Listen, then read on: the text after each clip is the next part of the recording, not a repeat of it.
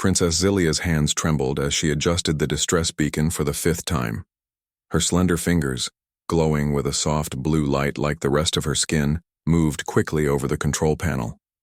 The small outpost's viewports showed only the empty blackness of space.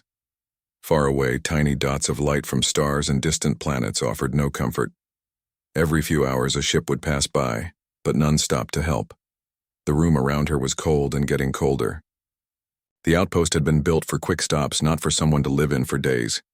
Empty food containers lay scattered on the floor. Zilia had already eaten most of the emergency supplies. "Emergency power at 43%, said the station's computer voice. "Life support failure in approximately 72 hours. Zilia's skin, which normally glowed bright like a blue star, dimmed with fear. 3 days. That was all the time she had left unless someone answered her calls for help. Just 3 days ago, everything had been different. She had been traveling to the Galactic Confederation Summit in her royal ship. Her presentation on sharing resources across all worlds was in her hand. Years of work had gone into creating a plan that would help poorer planets while still keeping the wealthy ones happy. It would have changed how all species worked together. Then the attackers came. 3 unmarked black ships appeared from nowhere. Their weapons tore through the royal ship's shields like they weren't even there. Zilia still heard the screams in her dreams. "Run, princess," her security officer June had shouted, pushing her toward the escape pod. He had stood in the doorway, firing his weapon at the boarders. His last action was hitting the launch button before the attackers reached him. The pod shot away from the burning ship, carrying her to this automated outpost at the edge of traveled space. Zilia watched as a large trading ship with the pointed wings of Vrexian design approached the outpost. Hope filled her chest. The Vrexians were old allies of her people. They would surely help. She sent her royal authentication codes along with her distress call, the codes that would tell them who she was, Princess Zilia of the Luminari, daughter of Queen Zira, heir to the Crystal Throne, the codes that should make any ship in the Confederation stop immediately to assist. After a long pause, a voice crackled through the speaker. "Luminari vessel identified," came the response. "Unable to assist due to fuel constraints." The Vrexian ship changed course slightly, just enough to move farther away from the outpost before speeding up and disappearing into the distance. Zilia slumped against the cold metal wall. It was the 3rd rejection today. First a Zentari passenger liner, then a Draxian mining vessel, and now the Vrexians. All had heard her call. All had chosen to ignore it. Even more disturbing was what happened 2 hours ago. A sleek silver Luminari diplomatic cruiser had appeared on the outpost's sensors. Zilia had sent message after message, certain that her own people would rescue her. Instead, the ship had suddenly altered course and zoomed away faster than before. Her own people were avoiding her on purpose. Zilia tried to understand. Perhaps they didn't recognize her codes. Maybe there was some mistake. But deep inside, she knew something was very wrong. She had been worried for months about the growing power of Minister Kalax, the way he had been gathering supporters in the royal court, the secret meetings her mother had been having with security officials. The strange looks from servants who had served her family for generations. Her communication panel made a soft beeping sound, an incoming message. Maybe someone had changed their mind and was coming back for her. The screen lit up with the colorful logo of the Galactic News Network. Zilia felt a cold feeling in her stomach as she read the words, scrolling across the screen. Breaking news. Luminari royal family overthrown in bloodless transition of power. Minister Kalax announces emergency measures to secure stability. Princess Zilia implicated in resource embezzlement scheme. All Confederation members advised to detain the princess if found. The words blurred as tears filled Zilia's eyes. Her skin's glow faded until it was barely visible. The coup she had feared had finally happened. Her mother, her father, her younger brother. Where were they? Were they even alive? Zilia sank to the floor, her ceremonial robes pooling around her. No wonder no one would help her. Kalax had moved faster and more completely than she had imagined possible. He had turned the entire Confederation against her with his lies. The outpost's lights flickered as another system shut down to conserve power. In the dim light, Zelia looked at her reflection in the dark viewport glass. The famous princess of the Luminari, known for bringing light and hope, reduced to a criminal hiding in a failing outpost. She was alone, abandoned by allies and her own people, and running out of time. In 3 days, the heir would be gone. No one was coming to save her. No one even wanted to. Outside the viewport, a small ship appeared in the distance, moving on a course that would take it near the outpost. It was an unfamiliar design with blocky sections and visible welding lines, crude compared to Confederation ships. Zelia didn't bother to send a distress call. What was the point? No one would help a fallen princess accused of crimes against her people. The strange ship grew larger in the viewport. To Zelia's surprise, it began to slow down. Captain Hannah Park stood on the bridge of the Earth merchant vessel, Horizon's Edge, her eyes fixed on the main screen. The ship was not fancy like Confederation vessels, but it was strong and reliable. Its metal hull showed marks from space dust and minor repairs, telling the story of many journeys through the stars. "Captain, I'm picking up something strange," said Communications Officer Jiho, his fingers moving quickly over his control panel. His young face looked serious under the blue lights of the bridge. Hana walked over to his station. "What is it?" "A distress signal, but it's very weak. Almost like it's running out of power." Jiho adjusted some controls, and a soft beeping sound filled the bridge. "It's using Luminary Royal codes, that's odd." "What would Luminary Royalty be doing all the way out here?" Chief Engineer Tay looked up from his workstation. "Maybe it's a trap? Pirates sometimes use fake distress calls." Hana frowned, thinking. The Horizon's Edge was a trading ship carrying goods between Earth and the outer colonies. They weren't prepared for trouble. Jiho's screen flashed with a new message. "Captain, Confederation broadcasts are warning all ships to stay away from that sector. They're saying there's dangerous criminal activity there." "Let me see that," Hana said, leaning closer. The message was clear. "All vessels avoid Sector 7G due to reported criminal activity. Any Luminary escape pods or small craft should be reported immediately. Do not approach or render assistance." Hana's eyebrow went up. "Since when do we listen to Confederation warnings, especially ones that tell us not to help people in trouble?" "But, Captain," said Navigator Mina from her seat, "Earth just joined the Confederation last year. We're still on probation. If we break their rules, since when are humans known for following rules that don't make sense?" Hana interrupted. She turned to Tay. "Set course for that signal." Tay nodded, his fingers already adjusting their flight path. "Course set. We'll reach the signal in 43 minutes. As they approached, they could see a small outpost. It was one of the automated stations the Confederation put in remote areas for emergency use. Most of its lights were off. "Life signs?" Hana asked. Medical Officer Jin checked her scanner. "One life form, Luminari, based on the energy signature, but it's weak." "Prepare a boarding party," ordered Hana. "Jin, bring medical supplies. Sung, you lead security." Security Officer Sung checked his stunner. Humans weren't allowed to carry deadly weapons in Confederation space, but stunners were permitted for self-defense. When they docked with the failing outpost, the airlock took a long time to open. The station was clearly almost out of power. Sung went first, his stunner ready. The others followed, their helmet lights cutting through the darkness of the station. The air was cold and thin. "Over there," said Jin, pointing toward a shape on the floor near the inner airlock door. It was a Luminary female, her skin barely giving off any light. She wore what had once been fine clothes, now dirty and torn. She wasn't moving. "Careful," warned Jin, kneeling beside the still form. "Based on those clothes and the royal distress code, she's Luminary royalty."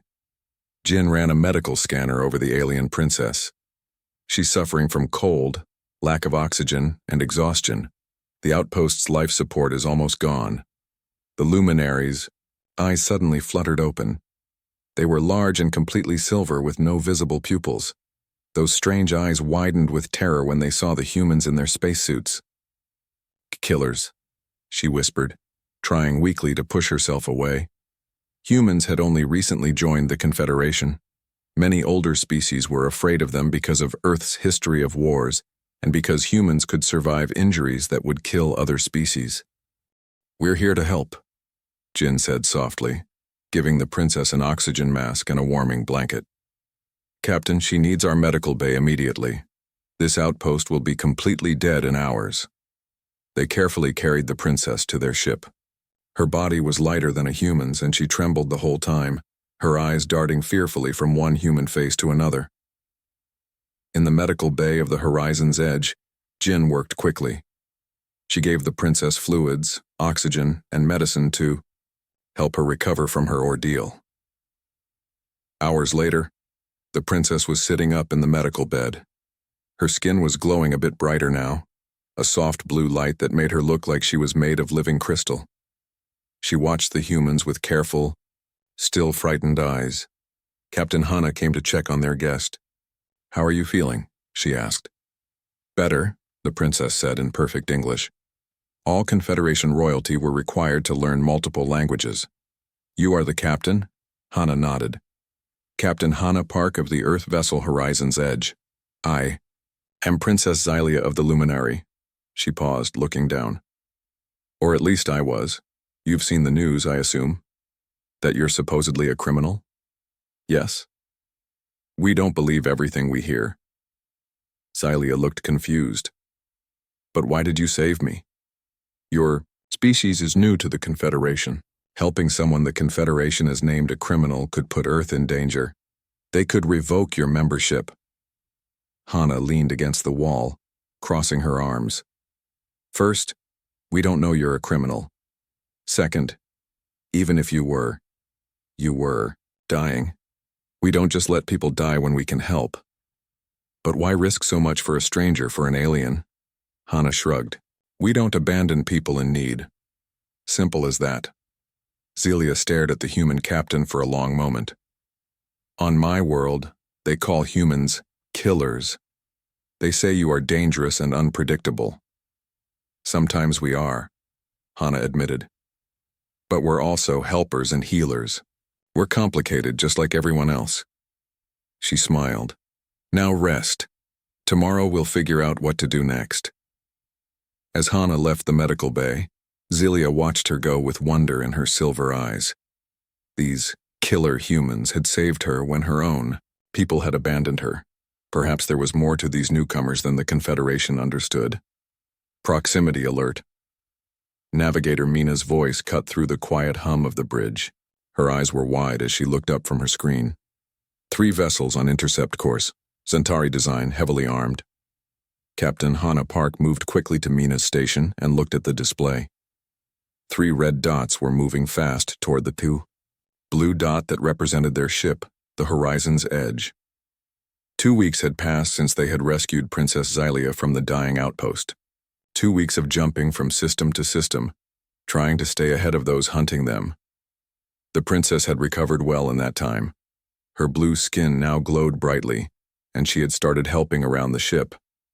They're broadcasting bounty, hunter credentials, reported Communications Officer Jiho from his station. His fingers moved quickly over his control panel as he listened through his headset. "The reward for Princess Xylia has tripled since yesterday. They're offering enough credits to buy a small moon now." Hana's face grew serious. "How did they find us again? We changed our identification codes just 3 days ago." "Someone must be tracking us another way," said Security Officer Sung. "Maybe they put a tracker on our hull during that stop at the fuel station." Captain Hana nodded. "Tay, can you check for trackers?" But Chief Engineer Tay was already in the engine room with Princess Xylia.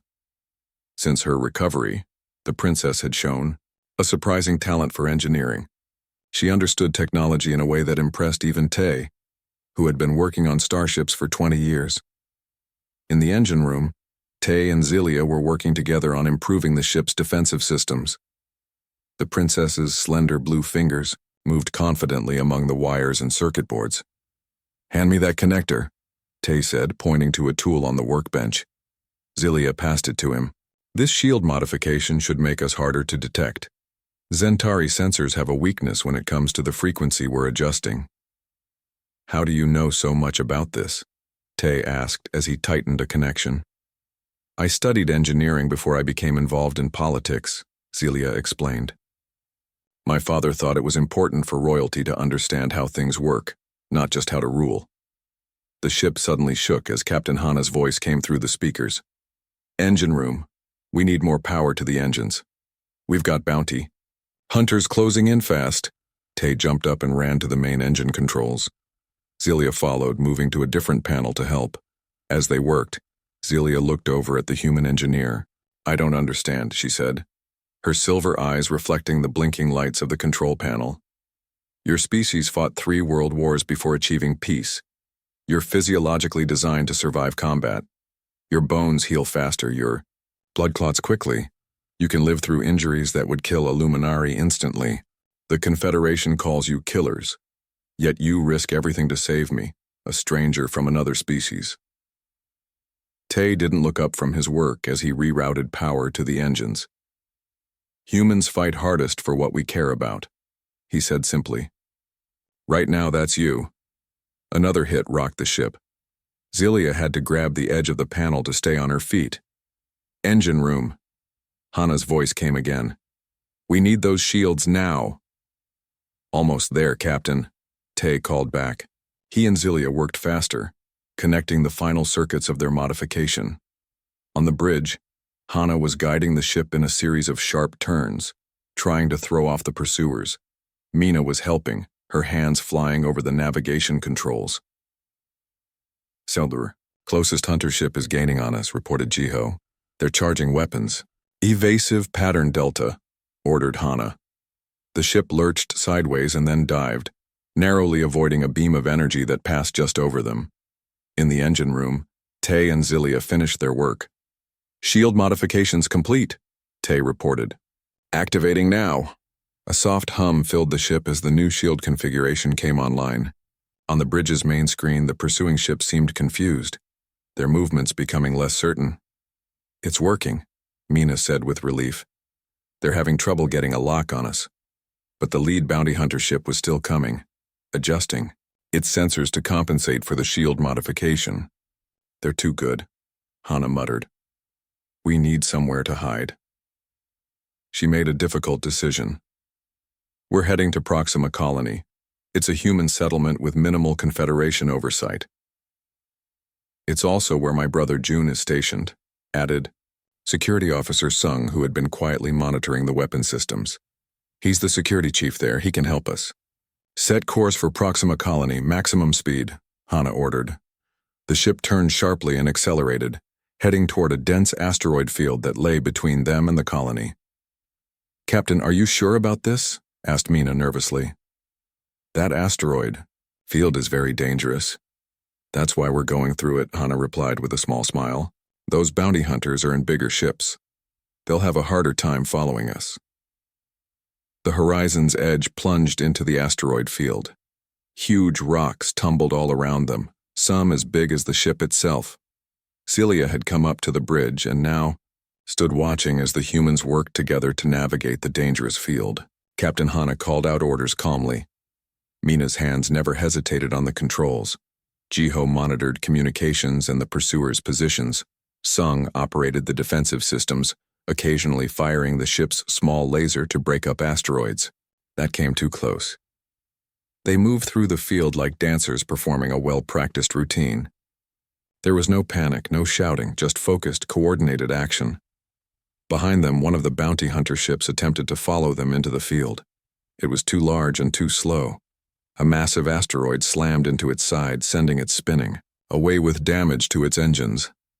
Zelia watched the humans with new understanding in her silver eyes. These weren't the mindless killers that Confederation stories described. They were protectors, using their skills not for destruction but for preservation.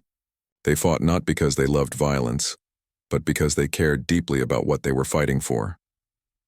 As the ship emerged from the other side of the asteroid field with only one persistent hunter still following at a distance, Zelia realized something important. Maybe the galaxy had misunderstood humans all along. Maybe what made them dangerous was not their capacity for violence, but their capacity for loyalty, even to an alien princess they barely knew. Proxima Colony appeared, in the view screen like a cluster of jewels against the black of space. Dozens of domed buildings connected by clear tubes spread across the surface of the small moon. Lights from homes and businesses made patterns against the darkness. It was beautiful in a simple, practical way. Very human. Approaching Proxima. "Colony," announced Navigator Mina. "We've lost the last bounty hunter ship in the asteroid belt." Captain Hana nodded with relief. "Request landing clearance." "Clearance denied," Jiho reported after a moment. "They say we're on a Confederation watch list." Security Officer Sung stepped forward. "Let me talk to them." He moved to Jiho's station and spoke into the communicator. "Proxima Security, this is Officer Sung of the Horizon's Edge. Please connect me with Security Chief June." After a long silence, a face appeared on the screen, a man who looked much like Sung but with shorter hair and a small scar above his left eye. "Little brother," said Security Chief June, his face serious. "What trouble have you brought to my doorstep?" "We need help, June," said Sung. "It's important." June sighed. "Dock at Platform 7. It's away from the main colony. Come alone first." An hour later, the crew of the Horizon's Edge met with June in a small plain room near the landing platform. Princess Xylia stood beside Captain Hana, her blue skin making her stand out among the humans. "You've brought trouble," June told his brother Sung, his voice low and tired. "Half the galaxy is looking for your ship, and you brought the princess here? Do you know how many bounty hunters will follow you?" "We had nowhere else to go," Hana explained. "We need a safe place to figure things out." June looked at the princess for a long moment. "The Confederation news says you stole resources meant for poor worlds." Zilia's silver eyes flashed. "That is a lie. I was going to the summit to present a plan for fair sharing of resources across all worlds." "I believe you," June said, surprising everyone, "because I have an analyst here who's been finding strange patterns in resource shipments for months." He pressed a button on his wrist device. "Yuna, bring your files to meeting room 3. Soon they all followed June through a series of tunnels that went deep under the colony's surface. "This bunker was built when we first settled here," June explained, "in case of attacks." In a small room filled with computer screens, they met intelligence analyst Yuna. She was younger than the others, with quick eyes that seemed to notice everything. She nodded to the group, but didn't smile.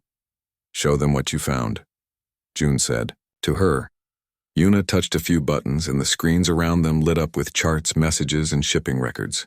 "The coup wasn't just Luminary politics," she explained, pointing to different documents. "Look at these resource transfer records. 3 species were working together, moving valuable minerals between their worlds in secret. All 3 were strongly opposed to your resource-sharing initiative, Princess." Xylia moved closer to the screens, her face showing shock as she read. "The Vrexians, Zentari, and even members of my own government," she whispered, examining the data. "They feared losing their monopolies on certain resources if my plan was approved." "They've been planning this for over a year," Yuna continued. "Minister Kalax didn't just take over your government. He's been promised control of 3 major trading routes as payment." Captain Hana frowned. "But why try to kill the princess? Couldn't they just vote against her plan?" "Her plan had much support from smaller worlds," Yuna explained. "It would have passed, and Princess Xylia was next in line for the throne. They needed her gone completely." They spent hours going through the evidence. June arranged rooms for them to stay the night in the secure area, but rest would not come easily. Just after midnight, loud alarms blared throughout the colony. Red lights flashed in the corridors. "Intruder in Sector 7, announced the colony's computer system. "All residents please stay in secure areas." June and his security team rushed out, weapons ready. Hana and Sung went with them, leaving Xylia with Yuna in the protected bunker. 2 hours later, they returned. June's uniform was torn, and he had a burn mark on his arm. Luminary assassin, June confirmed, sitting heavily in a chair. They used phase-shifting technology we haven't seen before. Could walk right through walls, but we caught him. Is he talking? Asked Hana. No, but we found this. June held up a small data chip. It has his orders, directly from Minister Kalax. Throughout the rest of the night, Zilia and Yuna worked together, decoding intercepted communications from the assassin's data chip. The Princess's knowledge of Luminary encryption combined with Yuna's analysis skills made them a powerful team. By morning, when the others joined them after a few hours of sleep, they had their evidence. It was all there. The planning of the coup, the secret deals between species, the order to kill Princess Xylia, and the false charges created to turn the Confederation against her. This proves everything, said Xylia, her voice both tired and excited. If the Confederation Council sees this, they'll have to investigate. We need to get this to Earth's ambassador at the Confederation capital, said Hana, looking at the evidence displayed on the screens. It's our only chance to force intervention. Earth is new enough to the Confederation that they might listen, especially with solid proof. June's face grew dark. That's suicide, he warned. The capital is the most heavily guarded place in the galaxy, and you're all on the wanted list now. They'll shoot you down before you get close. We have to try, said Hana firmly. The truth has to come out. June looked at his brother Sung, then at the determined faces of the Horizon's Edge crew, and finally at the princess whose cause they had all adopted as their own. He shook his head slowly. That's suicide, he repeated. Then a small smile crossed his face. But I know you'll try anyway. That's the human way. He stood up straighter. And I guess it's my way too. Let me gather some friends who can help. Captain, Hana Park and her crew raced through space, their ship the Horizon's Edge under heavy attack. 3 warships pursued them, firing relentlessly at their engines. Tay, her crew member, warned her about the incoming fire as the ship shook from the impacts. Instead of surrendering, Hana made a bold move. She positioned the ship near the Earth diplomatic station, creating a tense standoff. With determination, in her voice she broadcast a message. This is Captain Hana Park of Earth. We have proof of a multi-species conspiracy against the Luminary government. We request diplomatic asylum and a fair hearing.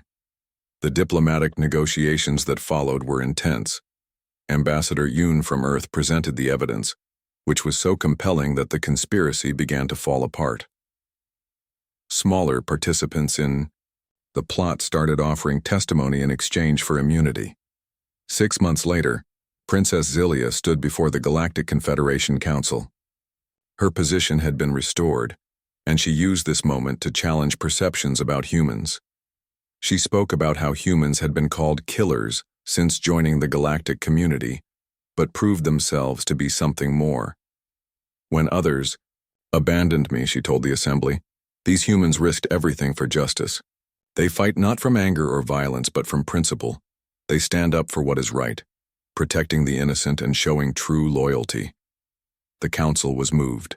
They passed the resource-sharing initiative with overwhelming support.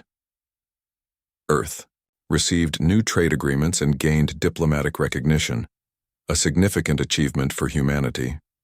On the observation deck of the new diplomatic vessel, New Horizon, Captain Hana and Princess Xylia watched the stars together. Xylia remarked that Hana's people were redefining what it meant to be human in the galaxy. Hana's response was simple, but powerful. We're just being ourselves, she said with a smile. Sometimes the most dangerous thing in the universe is someone who cares enough to fight for what's right. Through courage, principle, and unwavering commitment to justice, Hana and her crew had changed not just their own destiny, but the perception of humanity among the stars. They proved that being a killer could mean something entirely different, someone willing to stand up for others no matter the cost.